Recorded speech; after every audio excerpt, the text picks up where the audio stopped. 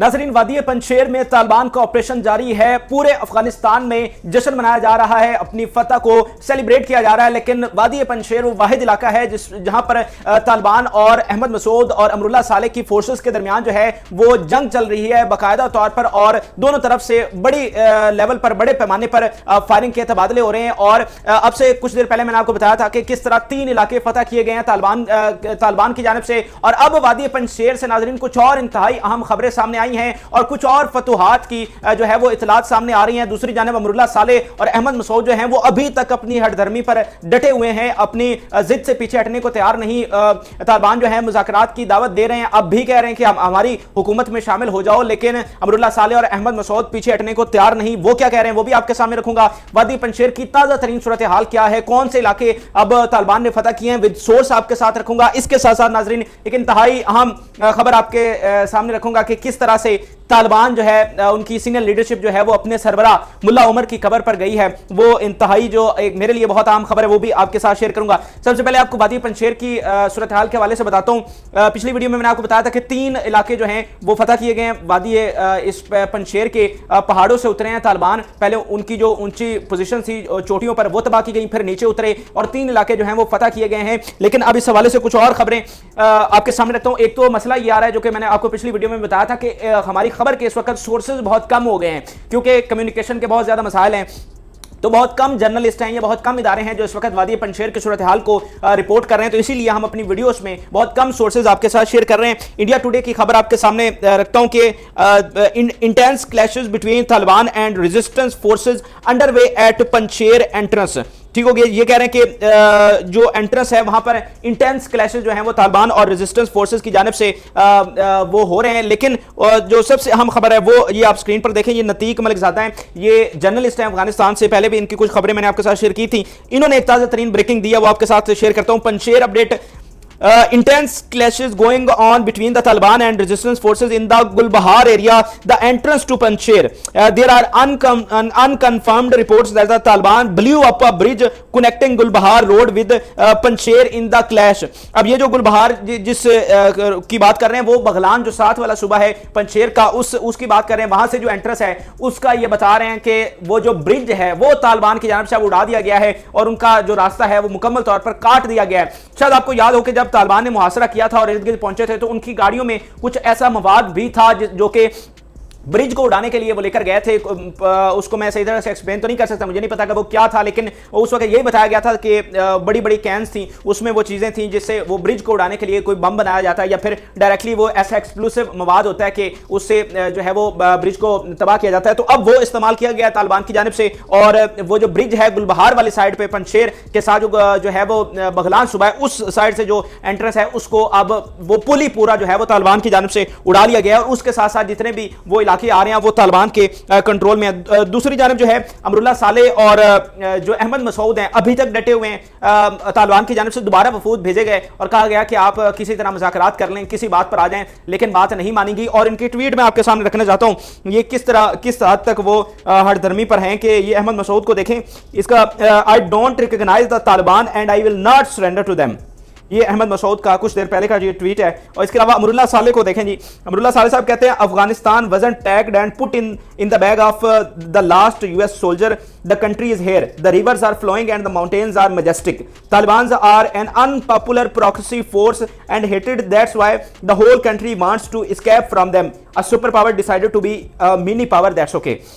ये अमरुल्लाह साले साहब कह रहे हैं जो जिनको इंडिया बैक कर रहा है, जिनको इंडिया फंड दे रहा है, असलिया देने की भी कोशिश कर रहा है, उनको हीरो बनाकर पेश किया जा रहा है इंडियन मीडिया पर। ये साहब कह रहे हैं कि तालिबान प्रॉक्सी हैं और तालिबान को चाहता ही नहीं है कोई अफगानिस्तान में, अफगानिस्तान के जो लोग हैं वो इनसे आज़ादी चाहते हैं और हम इनको आज़ादी लेकर देंगे। जो यहाँ पे सुपर पावर थी वो भी उसने यहाँ से भाग गई और उस शिकस्त हुई उसको, लेकिन हम जो हैं हम डटे हैं और हम जो है वो उनको आज़ादी लेकर देंगे। तो ये कौन सी आज़ादी देना चाहते हैं, ये मैंने आपको पहले भी बताया था कि इनका मकसद सिर्फ और सिर्फ जो है है वो खून बहाना है। आपको कितनी बार मुज़ाकरात की दावत दी गई है, आप अपने मुतालबात अमन अमान के तरीके से भी हल कर सकते हैं, लेकिन बहरहाल आप चाहते हैं कि किसी न किसी तरीके से खून रेजी हो। इसके अलावा नाज़रीन, जो वादी के अंदर के कुछ ट्विटर अकाउंट हैं, अब वो पता नहीं वादी के अंदर से उनको हैंडल किया जा रहा है या कहीं बाहर से बैठकर हैंडल किया जा रहा है, कहीं से इंडिया से वो ऑपरेट हुए हैं, अब इस बारे में कुछ पता नहीं है। लेकिन ये ट्विटर अकाउंट जो है ये बहुत फेक प्रोपेगेंडा फैला रहे हैं। वहां की कम्युनिकेशन तो कट है, इंटरनेट तो कट है, तो फिर इसका मतलब यही है कि ये इनको कहीं बाहर से ऑपरेट किया जा रहा है या फिर अंदर उनके पास पता नहीं कौन सी ऐसी मशीनरी मौजूद है कि वो इसको ऑपरेट कर रहे हैं। लेकिन फेक प्रोपेगेंडा किस तरह फैला रहे हैं, अब ये पंजशेर प्रोविंस के नाम से एक ट्विटर अकाउंट है, ये पिछले 10, 12, 15 दिनों में एक्टिव हुआ है जब से ये मामला आया है। और ये इनके फेक ट्वीट देखें, मैं आपको दिखाना चाहता हूं कि किस तरह प्रोपेगेंडा किया जा रहा है। ये अभी कुछ मिनट पहले का ये ट्वीट है, ये आप स्क्रीन पर देखें। Source: Taliban tried to attack to Panjshir Valley from Khawak and Priyan district. Many of them died and also many wounded. Since yesterday, the clash is going on from different parts of valley, Gulbahar, Priyank, Khawak, but they fail to get closer.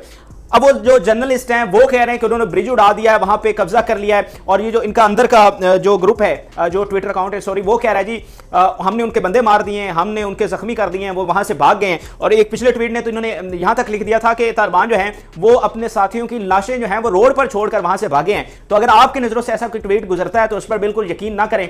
ये बिल्कुल जो खबरें हैं ये इनमें कोई हकीकत नहीं है और इसकी कोई वैलिडिटी नहीं है। अब नाजरीन, मैं आपको इस वादी के हवाले से एक इंतहाई अहम नुक्ता बताना चाहता हूं कि जिस तरह से इंडियन मीडिया पर प्रोपेगेशन की जा रही है या कहीं दूसरे मीडिया पर भी इस हवाले से प्रोपेगेशन की जा रही है कि ये वादी जो है वो ये तस्खीर नहीं हो सकती, इसको फतह नहीं किया जा सकता। अब ये इतना भोंडा प्रोपेगेंडा है कि मैं आपको बता नहीं सकता। इसका मकसद सिर्फ ये है कि जो अंदर बैठे हैं उनके हौसले किसी तरह से पस्त ना हो, वो जो है वो डटे रहें ताकि दोनों तरफ से जो है वो क्लैशेस दोनों में हो, दोनों में जो है वो शदीद लड़ाई हो और खून बहे। अब मैं आपको बताता हूं कि ये कितना भोंडा आर्गूमेंट है और इसमें कोई हकीकत नहीं। अब देखें, यह बात हकीकत है कि वादी पंजशेर जो है वो 80s में सोवियत यूनियन जो है वो भी इसको फतह नहीं कर सका था, तालिबान भी कभी इसको फतह नहीं कर सके थे, लेकिन दोनों दफा मुख्तलिफ रीजंस थी जिसने इस वादी को बचाया। देखें, जो सोवियत यूनियन का टाइम था उस वक्त सोवियत यूनियन के खिलाफ मुजाहिदीन भी लड़ रहे थे। सिर्फ ये जो अहमद शाह मसूद था ये नहीं लड़ रहा था, इधर जो है वो मुजाहिदीन भी उनके खिलाफ जंग कर रहे थे। तो सोवियत यूनियन को दो महाजों पर लड़ना पड़ रहा था और वहां पर उनकी सप्लाई किसी तरह से कट नहीं हुई थी 80s में। फिर 90s जब आता है, जब तालिबान की हुकूमत आती है और तालिबान इस वादी को फतह करना चाहते हैं, तब भी जो है इस वादी की सप्लाई लाइन कभी कट नहीं हुई। इन्होंने बॉर्डर वाले जो एरियाज हैं उनको वो भी इनके कब्जे में आ गए थे और ये उज़्बेक और ताजिक, वहां से इनको सपोर्ट मिलती रही, वहां से इनको असलिया भी मिलता रहा, इंडिया भी इनको सपोर्ट करता रहा और जो है वो दीगर मालिक से भी इनको सपोर्ट मिलती रही। तो इनकी सप्लाई लाइन तब भी कट नहीं हो सकी, इसीलिए ये सर्वाइव करते रहे। लेकिन नाजरीन, आज सूरत हाल टोटली डिफरेंट है। आज एक तो तालिबान को किसी और महाज पर लड़ना नहीं पड़ रहा, दूसरा आज उनकी फोर्स पहले से कई गुना ज्यादा है, आज उनके पास एयरफोर्स भी है, और तीसरी इंतहाई अहम बात, इस दफा इस वैली को डिफरेंट तरीके से नाजरीन जो है वो फतह करने का उसकी हिकमत अमली बनाई गई। और वो किस तरह, पहली दफा नाजरीन पिछले 100 सालों में इस वादी को तीनों तरफ से जो है वो घेरा गया है। यानी एक तो सामने वाला जो मेन रोड है वो वहां तो खड़े खड़े हैं, लेकिन उसके अलावा जो तीनों अतराफ वाले प्रोविंसेस हैं वहां से जो है वो घेरा गया और वहां पर पहाड़ों पे चढ़ के जो है वो तालिबान वो नीचे उतर रहे हैं। तो पहली दफा ऐसी जो है हिकमत अमली बनाई गई है तालिबान की जानिब से कि तमाम अतराफ से इसको घेर कर और तमाम अतराफ से हमला किया जा रहा है। तो ऐसी सूरत में इस वादी का जो है वो बचना नामुमकिन है। ऐसी सूरत में ये डटे नहीं रह सकते, ऐसी सूरत में ये रेजिस्ट नहीं कर सकते। लेकिन मसला क्या आ रहा है कि पीछे से इनको वही बैक किया जा रहा है, इस तरह की बातों पे करके उकसाया जा रहा है कि देखें ये तो कभी तस्खीर हो ही नहीं सकी। मैं देख रहा था जो इंडियन मीडिया है, यकीन मानिएगा कभी आपको इत्तेफाक को देखने का तो जरूर देखें, वहां पर जो इनके रिटायर्ड जनरल हैं वो बैठे हुए हैं जनाब, और बताई जा रहे हैं, बोली जा रहे हैं कि जी ये तो कभी फतह हो ही नहीं सकी। वही हिस्ट्री बता रहे हैं और ये नहीं बता रहे कि आज जमीनी हकायक क्या है, आज हकीकत किस तरह से बदल चुकी है। बहरहाल ये समझने की जरूरत है अमरुल्लाह सालेह अहमद मसूद को कि आज जमीनी हकायक बदल चुके। तो ये वादी पंजशेर की ताज़ा तरीन सूरत हाल थी। अब मैं आपको जो मुल्ला उमर की कब्र पर गई है तालिबान की क़यादत, उस हवाले से बताना चाहता हूँ। नजरीन, ये एक बड़ा ही तारीख़ी लम्हा था और जब वो तस्वीर सामने आई तो एक अजीब सी फीलिंग्स थी कि 20 सालों बाद तालिबान जो है वो एक तो आज़ाद हुए हैं, और जब से उनका लीडर की डेथ हुई है तो तालिबान पहली दफ़ा जो है वो आज़ादी के साथ अपने लीडर की, अपने कमांडर की कब्र पर गए हैं।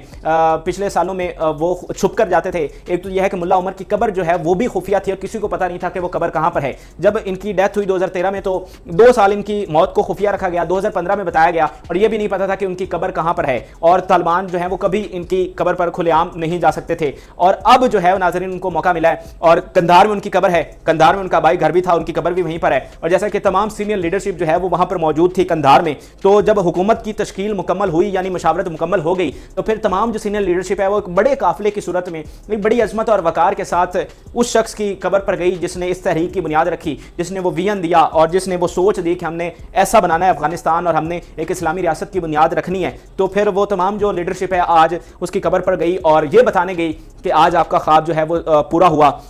जैसा कि मुल्ला उमर के ने वो जब बुश ने हमला किया था तो इसने कहा था मुल्ला उमर ने बुश को कि तुम इस सरजमीन पर कोई जंग जीत नहीं सके और हम इस सरजमीन पर कोई जंग हारे नहीं है। तो आज उनकी सीनियर जो लीडरशिप है वो उनको बताने गई कि आज जो है हम जीत